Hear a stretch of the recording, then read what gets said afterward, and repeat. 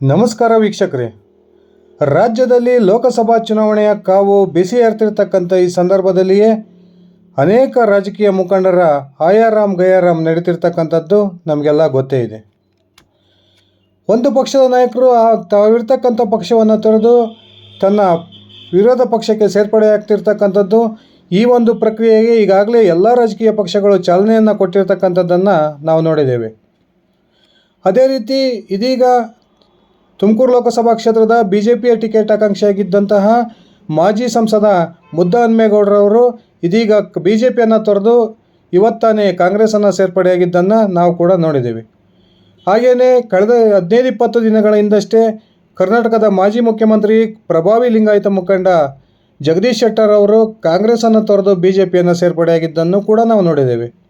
ಹಾಗೆಯೇ ಇದೀಗ ರಾಜ್ಯದಲ್ಲಿ ಮತ್ತೊಬ್ಬ ಮಾಜಿ ಸಚಿವ 5 ಬಾರಿ ಗೌರಿಬಿದನೂರು ಕ್ಷೇತ್ರವನ್ನು ಪ್ರತಿನಿಧಿಸಿದ್ದಂತಹ ಮಾಜಿ ವಿಧಾನಸಭಾ ಸಭಾಪತಿಯೂ ಆಗಿದ್ದಂತಹ ಶಿವಶಂಕರ್ ರೆಡ್ಡಿ ಅವರು ಕೂಡ BJP ಸೇರ್ಪಡೆಯಾಗ್ತಾರೆ ಅಂತಕ್ಕಂಥ ಮಾತುಗಳನ್ನು ನಾನು ನಿನ್ನೆ ತಾನೇ ವರದಿ ಮಾಡಿದ್ದೆ.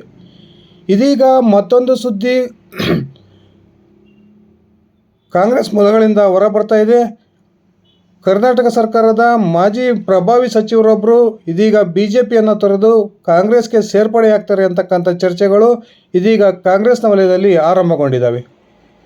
BJP ಸರ್ಕಾರದಲ್ಲಿ ಅತ್ಯಂತ ಪ್ರಭಾವಿ ಖಾತೆಯನ್ನು ಹೊಂದಿ ಸರ್ಕಾರದ ಟಾಪ್ 5 ಖಾತೆಗಳಲ್ಲಿ ಒಂದು ಖಾತೆಯನ್ನು ನಿಭಾಯಿಸಿದ್ದಂತಹ ಪ್ರಭಾವಿ ಮಾಜಿ ಸಚಿವ ಇದೀಗ ಕಾಂಗ್ರೆಸ್ನ ಹೊಸ್ತಿಲಿನಲ್ಲಿ ಬಂದು ನಿಂತಿದ್ದಾರೆ ಅಂತಕ್ಕಂಥ ಮಾಹಿತಿಗಳು ಬರ್ತಾ ಇದ್ದಾವೆ. ಈ ಸುದ್ದಿಗೆ ಪುಷ್ಟಿ ಕೊಡ್ತಕ್ಕಂಥ ಅನೇಕ ಘಟನೆಗಳು ಕೂಡ ನಡೀತಿರ್ತಕ್ಕಂಥದ್ದನ್ನು ರಾಜ್ಯದ ರಾಜಕೀಯ ವಲಯದ ಪಂಡಿತರು ಲೆಕ್ಕ ಹಾಕ್ತಾ ಇದ್ದಾರೆ. ಹಾಗಾದರೆ ಬನ್ನಿ ಸ್ನೇಹಿತರೆ, ಆ ಒಬ್ಬ ಪ್ರಭಾವಿ ಮಾಜಿ ಸಚಿವ ಯಾರು ಕಾಂಗ್ರೆಸ್ಗೆ ಸೇರ್ಪಡೆ ಆಗ್ತಕ್ಕಂಥ ಮನಸ್ಸನ್ನು ಮಾಡಿರ್ತಕ್ಕಂಥದ್ದು, ಖಂಡಿತವಾಗ್ಲೂ ಈತ ಕಾಂಗ್ರೆಸ್ಗೆ ಸೇರ್ಪಡೆ ಆಗ್ತಾರಾ ಅಥವಾ ಇದು ಚುನಾವಣಾ ಸಮಯದಲ್ಲಿ ಕೇವಲ ಊಹಾಪೋಹವಷ್ಟೇನ ತಿಳ್ಕೊಂಬರೋಣ. ಅದಕ್ಕಿಂತ ಮುಂಚೆ ನೀವಿನ್ನು ನನ್ನ ಇಟ್ಗೆ ಅಮಂತ್ ಯೂಟ್ಯೂಬ್ ಚಾನಲ್ಗೆ ಸಬ್ಸ್ಕ್ರೈಬ್ ಮಾಡ್ಕೊಂಡಿಲ್ಲ ಅಂದರೆ ದಯವಿಟ್ಟು ಈಗಲೇ ಸಬ್ಸ್ಕ್ರೈಬ್ ಮಾಡಿಕೊಂಡು ಬೆಲ್ ಬಟನನ್ನು ಕ್ಲಿಕ್ ಮಾಡಿ. ನಾನು ಕೊಡ್ತಕ್ಕಂಥ ಮಾಹಿತಿ ನಿಮ್ಗೆ ಇಷ್ಟ ಆಗಿದ್ದರೆ ಈ ವಿಡಿಯೋಗೆ ಲೈಕ್ ಮಾಡಿ, ಶೇರ್ ಮಾಡಿ, ಕಮೆಂಟ್ ಮಾಡಿ.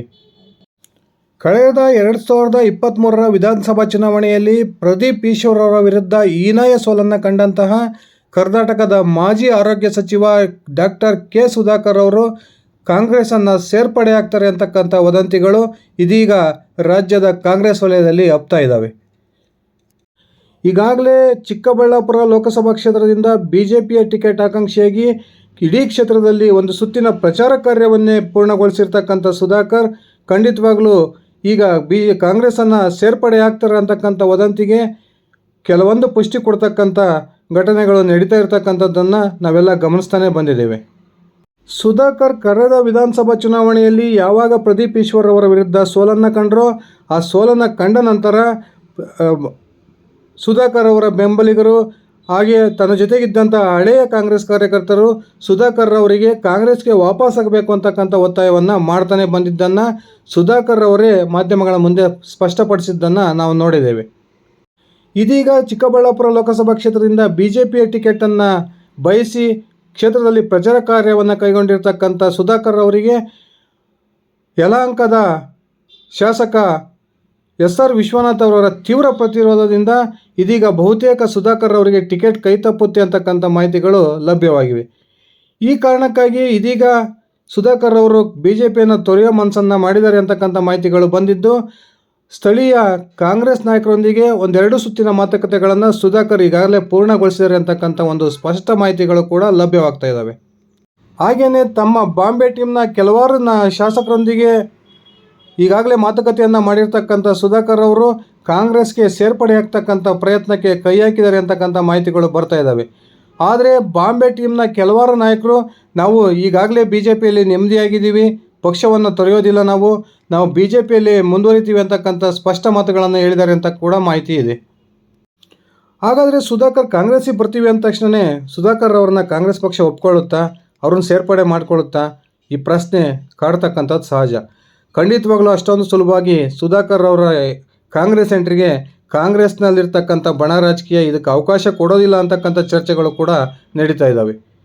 ಬಹುತೇಕ ಡಾಕ್ಟರ್ ಕೆ ಸುಧಾಕರ್ ಅವರು ಕಾಂಗ್ರೆಸ್ ಸೇರ್ಪಡೆಗೆ KPCC ಅಧ್ಯಕ್ಷ DK ಶಿವಕುಮಾರ್ ಒಪ್ಪಿಗೆಯನ್ನು ಈಗಾಗಲೇ ಕೊಟ್ಟಿದ್ದಾರೆ ಅಂತಕ್ಕಂಥ ಮಾಹಿತಿಗಳು ಇದ್ದರೂ ಕೂಡ ಸುಧಾಕರ್ ಅವರ ಕಾಂಗ್ರೆಸ್ ಸೇರ್ಪಡೆಗೆ ಸಿದ್ದರಾಮಯ್ಯ ಬಣದ ಪ್ರಮುಖ ಸಚಿವರು ಹಾಗೂ ನಾಯಕರು ಸ್ವತಃ ಸಿದ್ದರಾಮಯ್ಯನವರೇ ತೀವ್ರ ವಿರೋಧವನ್ನು ವ್ಯಕ್ತಪಡಿಸ್ತಾ ಇದ್ದಾರೆ ಅಂತಕ್ಕಂಥ ಮಾಹಿತಿಗಳು ಕೂಡ ಬರ್ತಾ ಇದ್ದಾವೆ. ಈ ಕಾರಣಕ್ಕೆ ಕಾಂಗ್ರೆಸ್ಗೆ ಸೇರ್ಪಡೆಯ ಗೊಂದಲದಲ್ಲಿರ್ತಕ್ಕಂಥ ಸುಧಾಕರ್ ಅವರು ಮುಂದಿನ ರಾಜಕೀಯ ನಿರ್ಧಾರವನ್ನು ಯಾವ ರೀತಿ ತೆಗೆದುಕೊಳ್ತಾರೆ ಅಂತಕ್ಕಂಥದ್ದನ್ನು ಕಾದು ನೋಡಬೇಕಾಗಿದೆ. ಸುಧಾಕರ್ ಮುಂದಿನ ಲೋಕಸಭಾ ಚುನಾವಣೆಯಲ್ಲಿ ಚಿಕ್ಕಬಳ್ಳಾಪುರ ಕ್ಷೇತ್ರದ BJP ಟಿಕೆಟ್ ಅಭ್ಯರ್ಥಿ ಆಗಲೇಬೇಕು ಅಂತಕ್ಕಂಥ ಒಂದು ಮನಸ್ಸನ್ನು ಮಾಡಿ ಈಗಾಗಲೇ ಕುಮಾರಸ್ವಾಮಿ ಅವರನ್ನು ಕೂಡ ಭೇಟಿ ಮಾಡಿ ಅವರ ಆಶೀರ್ವಾದವನ್ನು ನಾನು ಪಡೆದಿದ್ದೇನೆ, ಕುಮಾರಸ್ವಾಮಿ ಅವರು ನೀನೇ ಈ ಒಂದು ಚಿಕ್ಕಬಳ್ಳಾಪುರ ಲೋಕಸಭಾ ಕ್ಷೇತ್ರಕ್ಕೆ ಮೈತ್ರಿಕೂಟದ ಅಭ್ಯರ್ಥಿ ಆಗಬೇಕು ಅಂತಕ್ಕಂಥ ಒಪ್ಪಿಗೆಯನ್ನು ಕೊಟ್ಟಿದ್ದಾರೆ ಅಂತಕ್ಕಂಥ ಮಾತನ್ನು ಮಾಧ್ಯಮಗಳ ಮುಂದೆ ಆಡಿದರು. ಅದಾದ ನಂತರ ಸುಧಾಕರ್ ಅವರಿಗೆ ತೀವ್ರ ತಿರುಗೇಟನ್ನು ಕೊಟ್ಟಿದ್ದಂತಹ BJP ರಾಜ್ಯಾಧ್ಯಕ್ಷ BY ವಿಜಯೇಂದ್ರ ಅವರು ಈ ನಮ್ಮ 28 ಲೋಕಸಭಾ ಕ್ಷೇತ್ರದ ಅಭ್ಯರ್ಥಿಗಳ ಫೈನಲ್ ಮಾಡ್ತಕ್ಕಂಥದ್ದು ಕೇಂದ್ರದ BJPಯ ವರಿಷ್ಠರೇ ಹೊರತು ಯಾವುದೇ ಒಬ್ಬ ರಾಜ್ಯ ನಾಯಕರು ಈ ಒಂದು ಅಭ್ಯರ್ಥಿಗಳ ಆಯ್ಕೆಯನ್ನು ಫೈನಲ್ಗೊಳಿಸಲ್ಲ ಅಂತಕ್ಕಂಥ ಮಾತನ್ನು ಹೇಳೋದ್ರ ಮೂಲಕ ಸುಧಾಕರ್ ಅವರಿಗೆ ನೇರ ತಿರುಗೇಟನ್ನು ಕೊಟ್ಟಿದ್ದರು ಅಂತಲೇ ಹೇಳ್ಬೋದು. ಈ ಎಲ್ಲ ಬೆಳವಣಿಗೆಗಳಿಂದ ತೀವ್ರ ಬೇಸತ್ತಿದ್ದಂತಹ ಸುಧಾಕರ್ ಅವರು ಮಾಧ್ಯಮಗಳ ಮುಂದೆಯೇ ಸ್ಪಷ್ಟಪಡಿಸಿದರು, ನನ್ನ ಅನೇಕ ಕಾರ್ಯಕರ್ತರು, ನನ್ನ ಮತದಾರರು ನೀವು ಕಾಂಗ್ರೆಸ್ನಲ್ಲೇ ಇರಬೇಕಿತ್ತು, BJPಗೆ ಬಂದು ತಪ್ಪು ಮಾಡಿದ್ದೀರಾ, ಮತ್ತೊಮ್ಮೆ ಕಾಂಗ್ರೆಸ್ಗೆ ಸೇರ್ಪಡೆಯಾಗಿ ಅಂತಕ್ಕಂಥ ಒತ್ತಾಯವನ್ನು ಮಾಡ್ತಿದ್ದಾರೆ ಅಂತಕ್ಕಂಥ ಮಾತನ್ನು ಮಾಧ್ಯಮಗಳ ಮುಂದೆ ಆಡಿದರು. ಆದರೆ ಸುಧಾಕರ್ ಕಾಂಗ್ರೆಸ್ ಸೇರ್ಪಡೆಗೆ ಅಲ್ಲಿರ್ತಕ್ಕಂಥ ಚಿಕ್ಕಬಳ್ಳಾಪುರ ಲೋಕಸಭಾ ಕ್ಷೇತ್ರ ವ್ಯಾಪ್ತಿಯ ಅನೇಕ ಶಾಸಕರ ವಿರೋಧ ಇದೆ ಅಂತಕ್ಕಂಥ ಮಾಹಿತಿಗಳು ಕೂಡ ಬರ್ತಾ ಇದ್ದಾವೆ. ಅದರಲ್ಲೂ ಕೂಡ ಅತ್ಯಂತ ಮುಖ್ಯವಾಗಿ ಸುಧಾಕರ್ ವಿರುದ್ಧ ದಿಗ್ವಿಜಯವನ್ನು ಸಾಧಿಸಿದ್ದಂತಹ ಈಗ ಚಿಕ್ಕಬಳ್ಳಾಪುರದ ಹಾಲಿ ಶಾಸಕ ಪ್ರದೀಪ್ ಈಶ್ವರ್ ಅವರು ಸುಧಾಕರ್ ಅವರ ಕಾಂಗ್ರೆಸ್ ಸೇರ್ಪಡೆಗೆ ತೀವ್ರ ವಿರೋಧವನ್ನು ವ್ಯಕ್ತಪಡಿಸ್ತಾ ಇದ್ದಾರೆ ಅಂತಕ್ಕಂಥ ಮಾಹಿತಿಗಳು ಲಭ್ಯವಾಗ್ತಾ ಇದ್ದಾವೆ. ಸುಧಾಕರ್ ಅವರು ಕಾಂಗ್ರೆಸ್ ಸೇರ್ಪಡೆ ಬಗ್ಗೆ ಯಾವುದೇ ರೀತಿಯ ಪ್ರತಿಕ್ರಿಯೆಯನ್ನು ಈ ಕ್ಷಣದವರೆಗೂ ಕೊಟ್ಟಿಲ್ಲ ಅಂದರೂ ಕೂಡ ಆ ಒಂದು ನಿಟ್ಟಿನಲ್ಲಿ ಪ್ರಯತ್ನದಲ್ಲಿ ತೊಡಗಿರ್ತಕ್ಕಂಥದ್ದಂತೂ ಸ್ಪಷ್ಟ. ಸುಧಾಕರ್ ಅವರ ಸೇರ್ಪಡೆಗೆ ತೀವ್ರ ವಿರೋಧ ಕಾಂಗ್ರೆಸ್ನಲ್ಲಿ ಆಗ್ತಾ ಇರತಕ್ಕಂಥ ಈ ಸಂದರ್ಭದಲ್ಲಿ ಸ್ಥಳೀಯ ನಾಯಕರ ಮಾತನ್ನು ಕಡೆಗಣಿಸಿ ಕಾಂಗ್ರೆಸ್ ಪಕ್ಷ ಸುಧಾಕರ್ ಅವರನ್ನು ಕಾಂಗ್ರೆಸ್ಗೆ ಮತ್ತೊಮ್ಮೆ ಸೇರ್ಪಡೆ ಮಾಡಿಕೊಳ್ಳುತ್ತಾ ಅಂತಕ್ಕಂಥದ್ದೇ $1 ಮಿಲಿಯನ್ ಪ್ರಶ್ನೆ.